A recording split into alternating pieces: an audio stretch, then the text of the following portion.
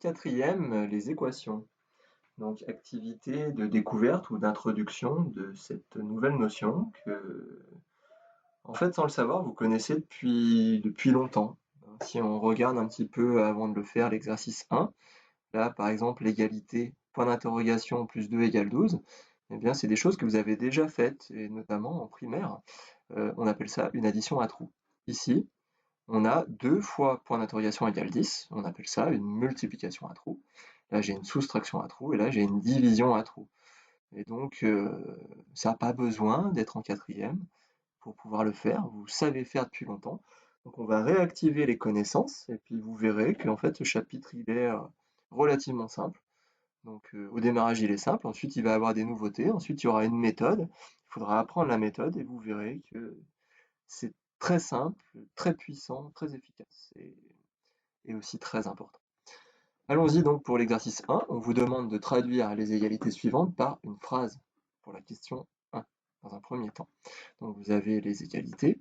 Donc là, il y a la petite a qui est faite, l'exemple qui est donné. Donc point d'interrogation plus 2 égale 12. Donc on traduit par quel nombre augmenté de 2 donne 12. On aurait pu aussi dire quel est le nombre à qui on aura ajouté 2 qui est égal à 12. D'accord? Donc là, 2 fois point d'interrogation, j'ai 10. Bon, bah, quel est le nombre qui multiplié par 2 donne 10? Voilà. Quel est le nombre dont le double est 10? Autre manière, quel est le nombre dont le double? Quand on multiplie par 2, c'est le double. Quand on multiplie par 3, c'est le triple, par 4, le quadruple, par 5, le quintuple, etc., etc. Ici, j'enlève 3 et j'obtiens 5. Donc, quel nombre diminué de 3 donne 5? Hein, on a augmenté, donc le contraire. Si augmenter c'est plus, moins c'est diminuer. Vous auriez pu aussi dire quel est le nombre à qui on enlève 3 donne 5. Là j'ai une division par 3, donc quel nombre divisé par 3 donne 4?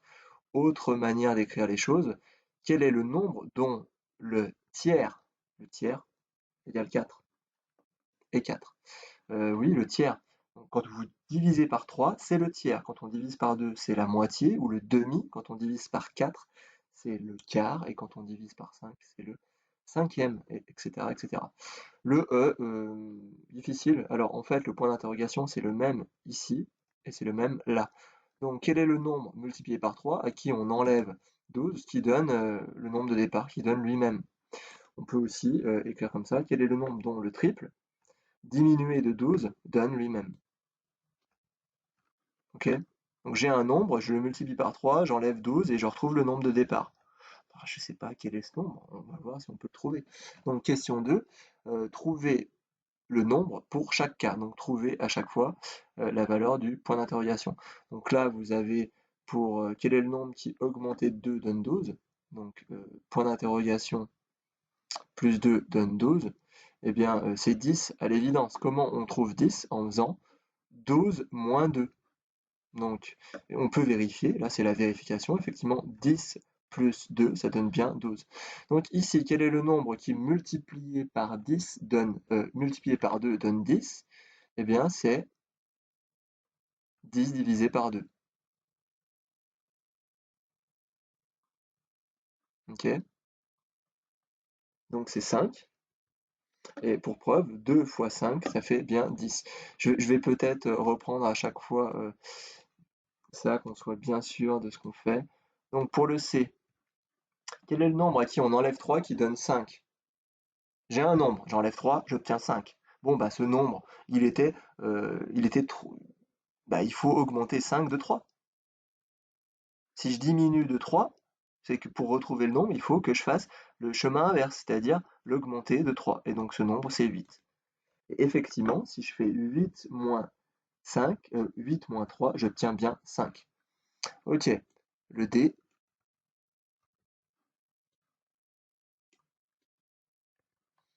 Donc le D, quel est le nombre divisé par 3 qui donne 4? Quel est le nombre dans le tiers?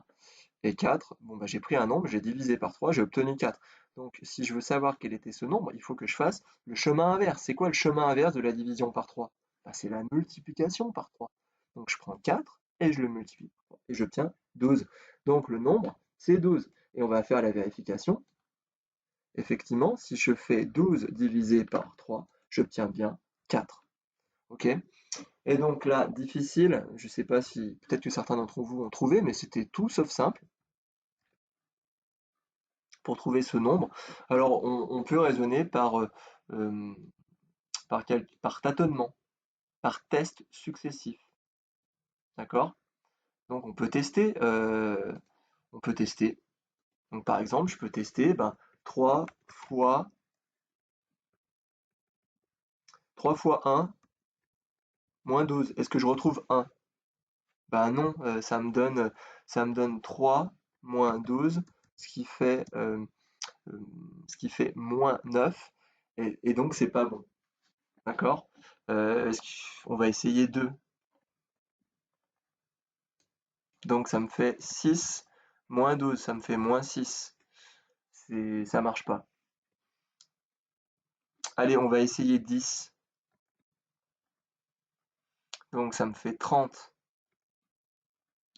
Pardon. 30 moins 12, ce qui me fait donc 18. Donc là, apparemment, ça va pas. On va diminuer. Allez, on va prendre 5. 5. Donc 3 fois 5, 15. Et 15 moins 12, ça fait 3. Vous voyez que là, on se rapproche. Et puis là, je reteste encore une fois. Allez, avec 6, on va voir ce que ça donne. 3 fois 6, 18. Et 18 moins 12, oh, ça fait 6. Incroyable.